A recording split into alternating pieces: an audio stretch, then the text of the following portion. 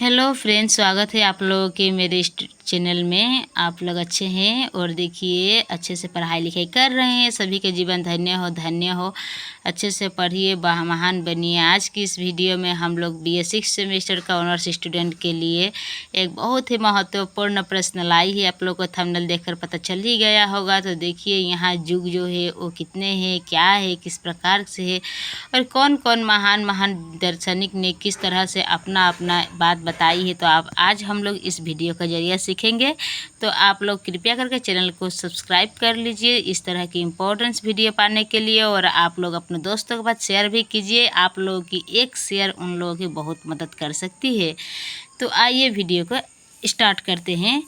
देखिए क्वेश्चन है, हिंदी संस्मरण का इतिहास प्रस्तुत कीजिए। आंसर, संस्मरण और रेखाचित्र में बहुत सूक्ष्म अंतर है। कुछ विद्वानों ने तो इन दोनों विधाओं को एक दूसरे की पूरक विधा भी कहा है। संस्मरण का सामान्य अर्थ होना एक सम्यक स्मरण। सामान्यतः इसमें चारित्रिक युगों से युक्त किसी महान व्यक्ति को याद करते हुए उसके परिवेश के साथ उसका प्रभावशाली वर्णन किया जाता है। इसमें लेखक सहानुभूति विषय का पथावत अंकन न करके उसका पुनर्सृजन करता है। रेखाचित्र की तरह यह वर्णनीय विषय के प्रति तटस्थ नहीं होता। आत्मकथनात्मक विधा होते हुए भी संस्मरण आत्मकथा से पर्यानत भिन्नता रखता है। आरंभिक युग, बाल मुकुंद गुप्त द्वारा सन 1907 में प्रताप नारायण मिश्रा पर लिखे संस्मरण के हिंदी का प्रथम संस्मरण माना जाता है। बाद में इस काल की एकमात्र संस्मरण पुस्तक हरिओध पर केंद्रित गुप्त जी द्वारा लिखित हरिओध की संस्मरण के नाम से प्रकाशित हुई। इसमें हरिओध की वर्ण्य विषय बनाकर 15 स्मरणों तथा के रचना की गई है। देखिए आप लोग को वहाँ हरिओध देखने को मिले हैं। आप यहाँ देखिए द्विवेदी युग जो है, हिंदी की पत्र पत्रिकाओं ने गद्य विधाओं के विकास में महत्वपूर्ण भूमिका का निर्वाह किया। सरस्वती में स्वयं महावीर प्रसाद द्विवेदी ने कई संस्मरण लिखे। उन्होंने अपने साथी लेखकों की नई गद्य विधाओं के लिए प्रेरित भी किया। इस समय के प्रमुख संस्मरण लेखकों में द्विवेदी जी के अतिरिक्त राजकुमार खोमका, इसके बाद में काशी प्रसाद जायसवाल और श्याम सुंदर दास ने लाला भगवान दीन पर रोचक संस्मरण लिखे। अपने समकालीन साहित्यकारों पर उस समय के आरंभ हुई परंपरा आज तक लगातार चल रही है। फिर देखिए आया है आप लोगों को छायावादोत्तर युग। रेखाचित्र की तरह ही संस्मरण को गद्य की विशिष्ट विधा के रूप में स्थापित करने जो की दिशा में भी पद्म सिंह शर्मा 1876 से लेकर 1932 का महत्वपूर्ण योगदान माना जाता है। इनके संस्मरण प्रबंध मंजरी और पद्म परमा में संकलित है।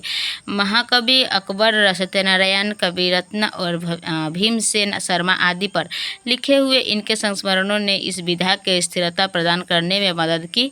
विनोद की एक हल्की रेखा इनकी पूरी रचनाओं के भीतर देखी जा सकती है। महादेवी वर्मा ने अपने स्मरणों में अपने जीवन में आए अनमोल पलों को अपने पथ के साथी में संकलित किया है। देखिए आप लोग वीडियो थोड़ी से लंबी देखकर आप लोग स्किप मत कीजिएगा, क्योंकि यहाँ से आप लोग को 10 मार्क्स के नीचे कोई क्वेश्चन नहीं बनते हैं। उसके बाद में देखिए, अपने समकालीन साहित्यकारों पर इन रेखाचित्र में अब तक किसी भी लेखक द्वारा लिखी गई सर्वश्रेष्ठ टिप्पणी कहे तो इसमें कोई अतिशयोक्ति की बात न होगी। यहाँ से आप लोग को इसे प्रेगअप चेंज कर लेना है। निराला के नीलेश्वर बकरिहा और कुल्लीभाट में संस्मरण और रेखाचित्र का अनुपम संयोग हुआ है। इन्हें किसी एक विधा के अन्नगति रखना संभव नहीं है, लेकिन अपनी सजीवता और व्यंग के कारण इन्हें अप्रतिम कहा जा सकता है। प्रकाश चंद्र गुप्त ने पुरानी स्मृतियाँ नामक संग्रह में अपने संस्मरणों को लिपिबद्ध किया। इलाचंद्र जैसी कृत मेरे प्राथमिक जीवन की स्मृतियाँ और वृंदावन लाल वर्मा कृत कुछ संस्मरण इस काल की उल्लेखनीय रचनाएं हैं। इसके देखिए स्वतंत्रोत्तर युग, सन 1950 के आसपास का समय संस्मरण लेखन की दृष्टि से विशेष महत्व का है। इस समय लेखक संस्मरणों की रचना कर रहे थे। बनारसीदास चतुर्वेदी को संस्मरण लेखन के क्षेत्रों में विशेष सफलता मिली। पेशों से साहित्यिक पत्रकार होने के कारण इनके संस्मरणों के विषय बहुत व्यापक। अपनी वृत्ति संस्मरण में संकलित रचनाओं को शैली पर इनके मानवीय पक्ष की प्रज्वलता को साफ देखा जा सकता है। इसके संस्मरण रोचकता के लिए विशेष प्रसिद्ध हुए। शैली वर्णनात्मक है और भाषा अत्यंत सरल है। कन्हैयालाल मिश्र प्रभाकर ने अपनी कृतियों भूले हुए चेहरे तथा दीप जले शंख बजे के कारण इस समय के एक अन्य महत्वपूर्ण संस्मरण लेखक है। लगभग इसी समय उपेंद्रनाथ अशक का मरो मेरा दुश्मन प्रकाशित हुआ, जिसका साहित्यिक और गैर साहित्यिक दोनों स्थानों पर भरपूर स्वागत हुआ था। ये टॉपिक्स आप लोगों के लिए बहुत ही इंपॉर्टेंट है। मरो मेरा दुश्मन किसका था, इस तरह से आता है, तो आप लोग को लिख देना है उपेंद्रनाथ अशक जी का। इसके बाद में देखिए पैराग्राफ चेंज कर लेना है। ऐसा संस्मरण और रेखाचित्र में कोई भी तात्विक भेद नहीं मानने वाले आलोचक डॉक्टर नागेंद्र की ने चेतना के बिना नाम की कृति के माध्यम से इस विधा को समृद्ध किया। प्रभाकर माचने, विष्णु प्रभाकर, अज्ञ और कलेश्वर इस समय के अन्य प्रमुख संस्मरण लेखक रहे हैं। उसके बाद में समकालीन युग। समकालीन लेखक में आत्मकथनात्मक विधाओं की भरमार है। संस्मरण आज बहुतायत में लिखी जा रहे हैं। अपने कृति को बयान करने की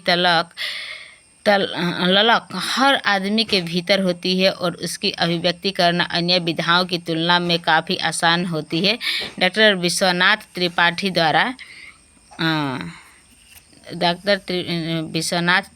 द्वारा नामवर, इसके बाद में देखिए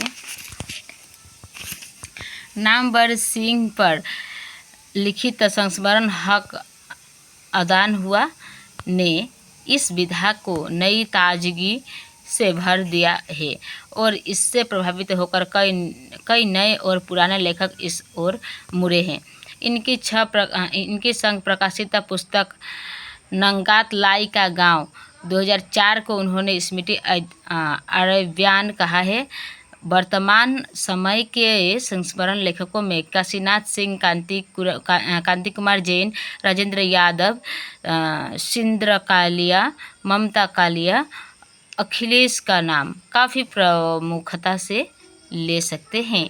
तो देखिए आप लोग यहाँ से कई इम्पोर्टेंस ये भी लिख सकते हैं आप लोग, महान वैज्ञानिक दार्शनिक का नाम। इसके बाद में ये थी आप लोगों के लिए कुछ इम्पोर्टेंट टॉपिक वाइज वीडियोस, और उम्मीद करती हूँ आप लोगों को वीडियो पसंद आई होगी। तो अपना प्यार दुलार अपना दिखाइए और सपोर्ट कीजिए। चैनल को इस तरह से इम्पोर्टेंट वीडियो पाने के लिए सब्सक्राइब कीजिए, बने रहिए। फिर से मिलते हैं एक नई वीडियो के साथ, तब तक आप लोग अच्छे रहिए, पढ़ाई लिखाई कीजिए। Thank you.